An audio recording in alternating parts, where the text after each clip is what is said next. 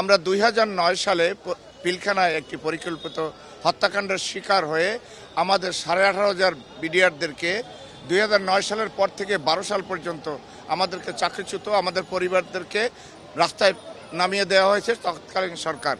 সেই জন্য আমরা বলেছি যে আজকে সারা বাংলাদেশের 18 কোটি জনগণ জানে একটি পরিকল্পিত হত্যাকাণ্ড, এবং কোর্ট বলেছে, পিপি বলেছেন যে এটি দেশি বিদেশি চক্রান্ত ছিল এবং রাজনৈতিক দল এর সাথে সম্পৃক্ত ছিল।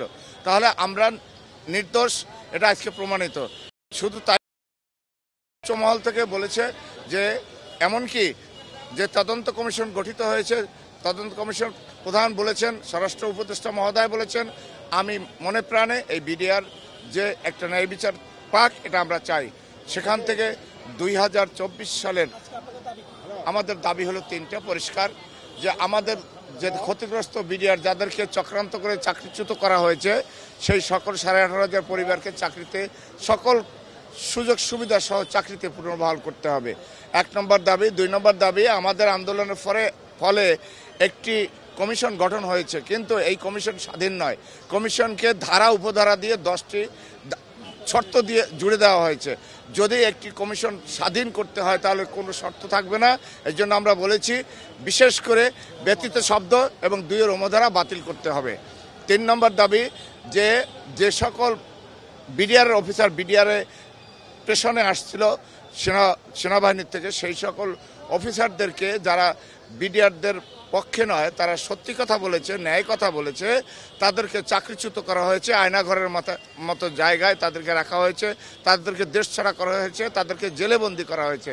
সেই সকল অফিসারদেরকে সকল সুযোগ সুবিধা সহ পুনর্বাসন করতে হবে। এবং বিডিআর সে সকল সেনা অফিসার আমাদের বিডিআরে আসে এবং সত্যি কথা বলতে গিয়ে তাদেরকে চাকরিচ্যুত করা হয়েছে। এবং ঘটনার এই 2009 সালের 25শে ফেব্রুয়ারির পরে যাদেরকে চাকরিচ্যুত করা হয়েছে তাদেরকে সকল সুযোগ সুবিধা সহ চাকরিতে পুনর্বহাল করতে হবে। এবং সাথে সাথে 230 বছরের ঐতিহ্যবাহী বিডিআর এই নামটি পুনর্স্থাপন করতে হবে। সঠিক মাত্রার কার্বন কম্বিনেশন বৃদ্ধি করে পাইপের ডাক্টিলিটি ও হেভি লোড নেয়ার ক্ষমতা। Falcon MS pipe. আমরা আসছি, আমার হাজবেন্ড এখনো 16 বছর যাবত জেলখানায় এখনো বন্দী আছে।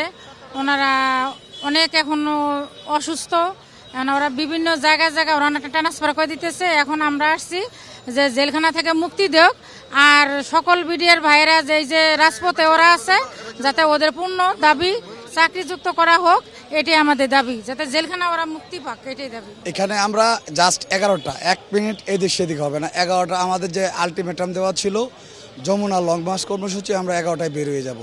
আর দাবির যে বিষয়টা, যদি আমাদের যে 3টা ন্যায্য দাবি আপনারা অলরেডি অবগত হয়ে গেছেন, যদি দাবিগুলো আমাদের বাস্তবায়ন না হয়, যতক্ষণ পর্যন্ত বাস্তবায়ন হবে, যতক্ষণ দিন পর্যন্ত বাস্তবায়ন হবে, ততদিন আমরা রাজপথ ছাড়ব না।